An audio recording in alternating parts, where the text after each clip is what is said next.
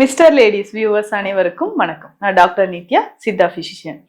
BP, blood pressure, என்னதான் செஞ்சாலும் இந்த பிளட் ப்ரெஷர் குறையில. அடிக்கடி டென்ஷன் ஆகிட்டே இருக்கிறேன். டென்ஷன் ஆகிறதுனாலே எனக்கு பிளட் ப்ரெஷர் இன்க்ரீஸ் ஆகுது. பிளட் ப்ரெஷர் ஆரம்ப காலகட்டத்திலே நம்ம நிச்சயமாக கண்ட்ரோல் பண்ண வேண்டிய ஒரு விஷயம். ஏன்னா ஆரம்ப காலகட்டத்திலே இதை நம்ம விட்டுட்டு பிளட் ப்ரெஷரோட கொஞ்ச நாளே அப்படியே போயிட்டே இருந்ததுன்னா அடுத்ததாக கொலஸ்ட்ரால் வருது. கிரானிக்கா ஒரு சிலருக்கு பிளட் ப்ரெஷர் இருந்துச்சுன்னா என்ன ஆகும்னா அடுத்தது சிறுநீரகம் சம்பந்தப்பட்ட பிரச்சனைகள் ஏற்படுது. பிளட் ப்ரெஷர் அப்படின்னு சொல்றது சடனா நமக்கு இதயம் தொடர்பான பிரச்சனை, கார்டியாக் அரெஸ்ட் ஏற்படுறதுக்கு, இதயத்தில் கொலஸ்ட்ரால் அதிகமாகிறதுனால இதயத்தில் போகக்கூடிய ரத்த ஓட்டம் தடைப்படுறது, இந்த மாதிரி நிறைய பிரச்சனைகள் ஏற்படுது. பிளட் ப்ரெஷர் எப்படி நம்ம கண்ட்ரோல் பண்றது? டெய்லி மாத்திரை, எனக்கு 30 இயர்ஸ் 30 வயசுல இருந்தே நான் பிபிக்கான மெடிசன்ஸ் சாப்பிட ஆரம்பிச்சிட்டேங்க. இப்போ வரைக்கும் சாப்பிட்டுட்டு இருக்கேன். 10 வருஷம் ஆகுது, 15 வருடம் ஆகுது. அந்த மாதிரி இருக்கக்கூடிய நபர்கள் நிச்சயமாக கவனிக்க வேண்டிய விஷயம் என்னன்னா, தொடர்ந்து நம்ம பிபி டேப்லெட் சாப்பிட்டுக்கிட்டே இருக்கோம்னு வச்சுக்கோங்களேன், கண்டிப்பாக நமக்கு இதயம் சார்ந்த பிரச்சனைகள், சிறுநீரகம் தொடர்பான பிரச்சனைகள் ஏற்படலாம். இன்றைய காலகட்டத்துல நம்ம ஸ்பெஷலா ட்ரீட்மெண்ட் பண்றது சிறுநீரகம் தொடர்பான பிரச்சனைகளுக்கு தான். அதாவது கிரானிக் கிட்னி டிசீஸ், சிகேடி அப்படின்னு சொல்றோம். ஸோ எந்த ஸ்டேஜ்ல இருந்தாலும் அவங்களுக்கு ஏற்ற மாதிரி ட்ரீட்மெண்ட்ஸ் நம்ம ஸ்டார்ட் பண்றோம்னா, அதுக்கு பேசிக்கா என்ன காரணம்னு பார்த்தோம்னா, பல வருடங்களாக இருக்கக்கூடிய ஹைப்பர் டென்ஷன் அப்படின்னு சொல்லக்கூடிய பிளட் ப்ரெஷர்.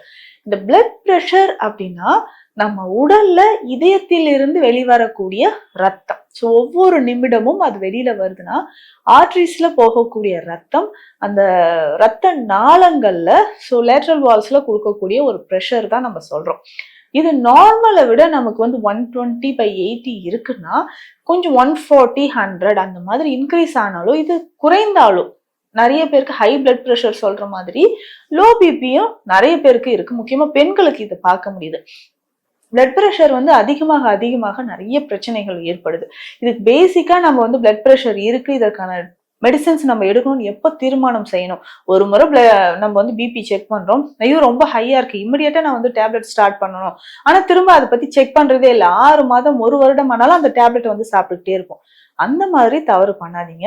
முதல்ல நம்ம பிளட் ப்ரெஷருக்கான ஒரு மருந்து எடுக்கிறதுக்கு முன்னாடி என்ன பண்ணணும்னா, இப்போ ரேண்டமா நம்ம 3 நாட்களுக்கு ஒரு முறை, 4 நாட்களுக்கு ஒரு முறைன்னு ஒரு 10 ரீடிங் நம்ம பார்த்துடணும். பிபி பார்த்துட்டு, ஸோ ஒவ்வொரு முறையும் நமக்கு பிபி அதிகமா இருந்துச்சுன்னா அதற்கு ஏற்ற மாதிரியான மருந்துகளை நம்ம எடுக்கணும். ஸோ பிபி பேசிக்காவே இந்த பிளட் ப்ரெஷரை நம்ம அடிப்படையிலே உணவு மூலயமாக நிச்சயமாக இது குறைக்க முடியும். அப்போ உணவு முறையில் நாம் ஃபாலோ பண்ணக்கூடிய விஷயங்கள் என்ன அப்படின்னு பார்த்தோம்னா, உணவு முறையில அதிகமான உப்பு இருக்கக்கூடிய உணவுகளை நம்ம தவிர்த்தே ஆகணும். அப்போ அரை சால்ட், ஸோ நான் எப்பவுமே உப்பு கம்மியா தாங்க சாப்பிட்றேன் அப்படின்னு நிறைய பேர் சொல்வீங்க. அதுல அரை உப்பு, ஒரு நாளைக்கு 2 கிராம் அளவுக்கு உப்பு நம்ம எடுத்தாலே போதும். ஸோ அரை உப்பு அளவுக்கு நம்ம எடுக்கணும். அதற்கு அடுத்ததாக அதிகமா ஆயிலி கண்டென்ட், ஸோ எண்ணெயில பொரித்த உணவுகள் எடுக்கிறதையும் நம்ம தவிர்க்கணும். இரவு நேரத்துல அந்த மாதிரி உணவுகள் நிறைய சாப்பிட்றது, ஸோ அசைவ உணவுகள் இரவு நேரத்துல நிறைய சாப்பிட்ற, 10 மணிக்கு மேல நிறைய சாப்பிட்றவங்களும் இருக்காங்க. ஸோ அந்த மாதிரி உணவு எடுக்கிறதையும் நம்ம தவிர்த்தே ஆகணும். அதற்கு அப்புறமாக நம்ம உடல்ல இருக்கக்கூடிய உஷ்ணத்தை நம்ம குறைக்கணும். சித்த மருத்துவத்துல இது என்ன சொல்றோம்னா, குருதி அழல் அப்படின்னு தான் சொல்லுவோம். குருதி அழல் தான் நம்ம பிளட் ப்ரெஷர்னு சொல்றோம். அழல் அப்படின்னா பித்தம் தொடர்பாக, பித்தம் அதிகரிக்கும் போது நமக்கு வரக்கூடியதுதான் பிபி அப்படின்னு சொல்றோம். இப்போ பேசிக்கா நம்ம ஆல்ரெடி ஏதோ ஒரு டேப்லெட் சாப்பிட்டுட்டே இருக்கிறோம். அதுக்கு முன்னாடி சிம்பிளா ஒரு மெடிசன், இத ஒரு உணவுக்கு முன் இதை சாப்பிட்டாலே போதும்.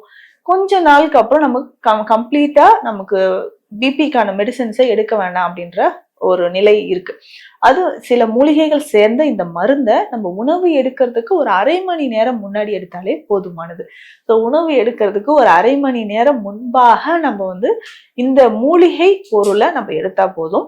அது முக்கியமான என்ன ஒரு மூலிகை அப்படின்னு பார்த்தோம்னா, கடல் அழிஞ்சில் அப்படின்னு சொல்ற மூலிகை. நிறைய பேர் இதை கேள்விப்பட்டிருப்பீங்க. ஸ்பெஷலா பிபிக்காக நம்ம கொடுக்க ஒரு மெடிசன் அப்படின்னு பார்த்தோம்னா இந்த கடல் அழிஞ்சில் கற்பத்தை நம்ம கொடுக்குறோம். கற்பம் அப்படின்னு சொன்னாவே உணவுக்கு முன் நம்ம சாப்பிடக்கூடியதுதான். ஸோ உணவுக்கு முன் நம்ம சாப்பிடக்கூடிய மருந்து முறைகள் நம்ம உடலை பிணிகளில் இருந்து காப்பாற்றி நரைத்திரை இல்லாமல் நீண்ட நாள் நம்ம வாழ்வதற்கு சித்தர்கள் சொன்ன வழிமுறை தான் கற்ப மருந்துகள் அப்படின்னு சொல்றோம். இந்த கற்பம் கடலழிஞ்சல் கற்பத்தை நம்ம பயன்படுத்தும் போது நிச்சயமாக நமக்கு பிளட் பிரஷர் குறையும். இதனோடு சேர்ந்து கொலஸ்ட்ரால் மற்றும் இதயத்தில் ஏதாவது பிரச்சனைகள் இருந்தாலும் அது குறைய ஆரம்பிக்குது. அப்ப கொலஸ்ட்ரால் குறையறதுக்கு நம்ம என்ன பண்ண போறோம்னா இதையே பயன்படுத்தலாம். ஒரு சிலர் வந்து பிளட் பிரஷர் இருக்கிற நிறைய பேர் என்னன்னா ஒபிசியா இருப்பாங்க, உடல் பருமன் அதிகரிச்சிருப்பாங்க. ஸோ அது கொலஸ்ட்ரால் லெவலும் அதிகரிக்கும் போது உடல் பருமனும் தானாகவே அதிகரிக்குது. அப்போ உடல் பருமன் அதிகரிக்க அதிகரிக்க நமக்கு என்ன ஆகுதுன்னா நம்மளுடைய ரத்தத்திலும் சர்க்கரையோட அளவும் அதிகரிக்கும், பிளட் பிரஷரும் அதிகரிக்கிறது, இதயம் தொடர்பான பிரச்சனைகளும் சிறுநீரகங்கள் தொடர்பான பிரச்சனைகள் ஏற்படவும் வாய்ப்பு இருக்கு. ஆரம்பத்திலே இந்த பிளட் பிரஷரை ஒரு 50-60 நாள் மெடிசின் இந்த மாதிரி மூலிகை மருந்துகள்லாம் எடுத்து டயட் நம்ம ஸ்ட்ரிக்டா ஃபாலோ பண்ணி கண்ட்ரோல் கொண்டு வந்துட்டோம்னா அதுக்கப்புறம் வாழ்நாள் முழுவதும் இந்த பிபிக்கான மருந்துகளோ பயமோ நமக்கு தேவையில்லாமல் இருக்கும். அப்போ இந்த கடலழிஞ்சில் கற்பம் நம்ம எப்படி பயன்படுத்தணும்னா நம்ம சாப்பிடும்பொழுது உணவு சாப்பிடுவதற்கு அரை மணி நேரம் முன்பாக இந்த மருந்து எடுக்கணும். காலை இரவு 2 வேளையும் உணவு எடுப்பதற்கு முன் நம்ம இதை எடுத்துக்கணும். கடலழிஞ்சில் அப்படின்னு சொல்ற மூலிகைக்கு ஏகப்பட்ட மருத்துவ குணங்கள் இருக்கு. முக்கியமாக ஆர்த்ரைட்டிஸ் மூட்டுக்கள் தொடர்பான பிரச்சனைகள் இருக்குன்னா இந்த கடலழிஞ்சில் ஒரு முக்கியமான மூலிகையாக இருக்கு. நம்ம பாடியில இருக்கக்கூடிய டாக்ஸின்ஸை எலிமினேட் பண்ணணும், ஸோ கழிவுகளை வெளியேற்றணும்னாலும் இந்த கடலழிஞ்சில் ஒரு முக்கிய மருந்து. இந்த கடலழிஞ்சிலோட வேற என்ன மூலிகைகள் இதுல சேருது அப்படின்னு பார்த்தோம்னா இந்த கடலழிஞ்சில நம்ம வந்து பவுடர் ஃபார்ம்லயும் நமக்கு இருக்கும். இதை மெடிசனா தான் நம்ம ரெடி பண்ணி கொடுக்குறோம். ஸோ அப்போ அந்த மாதிரி நம்ம ஃபாலோ பண்ணும்போது நிச்சயமான ஒரு பலன்கள் கிடைக்குது. இந்த கடலழிஞ்சிலோட நெல்லி வற்றல் அப்படின்னு சொல்றோம். நெல்லி வற்றல்னா உலர்ந்த நெல்லிக்காய். இது மலை நெல்லிக்காயா இருந்தா இன்னும் சிறப்பு வாய்ந்தது. ஸோ இந்த உலர்ந்த நெல்லி வற்றல் எடுக்கணும், அதனோட சீரகம் எடுத்துக்கணும்.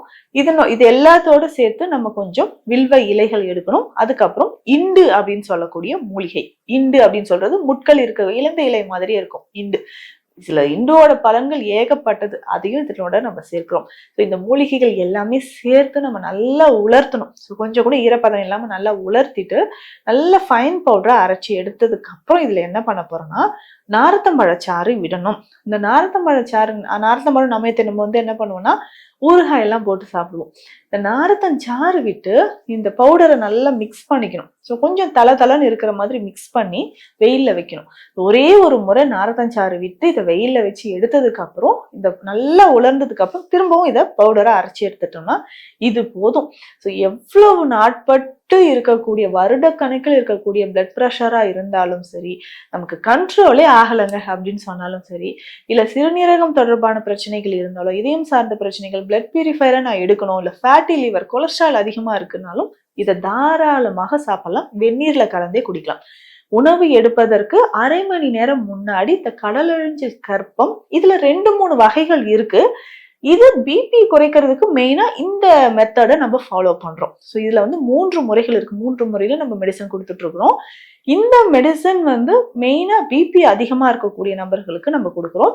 இதுல 4 கிராம் அளவுக்கு இந்த பொடி எடுத்து வெந்நீர்ல கலந்து குடிச்சதுக்கு அப்புறம் ஒரு 20 நிமிடங்களோ 30 நிமிடங்களோ கழித்து நம்ம உணவு எடுத்துக்கலாம். ஒரு நாளைக்கு 2 வேளை இப்படி சாப்பிட்டுட்டே வந்தோம்னா நம்ம ரத்தத்தில் இருக்கக்கூடிய சர்க்கரை அளவு மட்டும் இல்ல பிளட் ப்ரெஷர் குறைய ஆரம்பிக்கும். இன்னொரு முக்கியமான விஷயம், நிறைய பேருக்கு இருக்கிற ஒரு மைண்ட் செட் என்னன்னா நான் இந்த மெடிசனை சாப்பிட்றேன், இந்த மாதிரி இந்த ஹெல்த் மிக்ஸை குடிக்கிறேன், ஸோ அதனால எனக்கு இந்த பிரச்சனை தீர்ந்துடும், வெயிட் லாஸ்க்கு வந்து இந்த டேப்லெட் சாப்பிட்டுன்னு இருக்கேன் அதனால எனக்கு வெயிட் லாஸ் ஆயிடும்னு நினைப்பாங்க. அதே மாதிரி இந்த மெடிசனை எடுத்ததுக்கு அப்புறம், இந்த மூலிகையை எடுத்ததுக்கு அப்புறம் நம்ம என்ன பண்ண போறோம்னா இந்த மூலிகை மருந்து சாப்பிட்றேன், ஸோ அதனால எனக்கு பிளட் ப்ரெஷர் கண்ட்ரோல் ஆகிடும். ஸோ அப்போ டயட் வந்து கரெக்டாக ஃபாலோ பண்ணாமல் இருந்தீங்கன்னா நிச்சயமா பிபி அதிகமாகிடும். அதற்கு ஏற்ற மாதிரி நான் சொன்ன உப்பு அதிகமான இந்த அசைவ உணவுகள், இரவு நேரத்தில் கண் முழிக்கிறது, நம்ம உடல் உஷ்ணம் அதிகமாக இருக்கிறது, இந்த மாதிரியான செயல்பாடுகள் எல்லாம் நம்ம குறைச்சிக்கிட்டே வரணும். ஸோ இதையெல்லாம் நம்ம ரெகுலரா ஃபாலோ பண்ணிட்டு வந்தோம்னா இந்த பிளட் ப்ரெஷர் அப்படின்றது நாளடைவில் குறைய ஆரம்பிக்கும். ஏன்னா ஆரம்ப காலகட்டத்திலேயே இந்த பிபியை கண்ட்ரோல் பண்ணிட்டோம்னா பல நோய்கள் நமக்கு வராமல் இதுல இருந்து பாதுகாத்துக்க முடியும். நிச்சயமா இந்த மெடிசனை ஃபாலோ பண்ணுங்க, பிபி நிச்சயமாக நமக்கு கண்ட்ரோல்ல வந்துடும். மீண்டும் அடுத்த பதிவில் சந்திக்கலாம். நன்றி.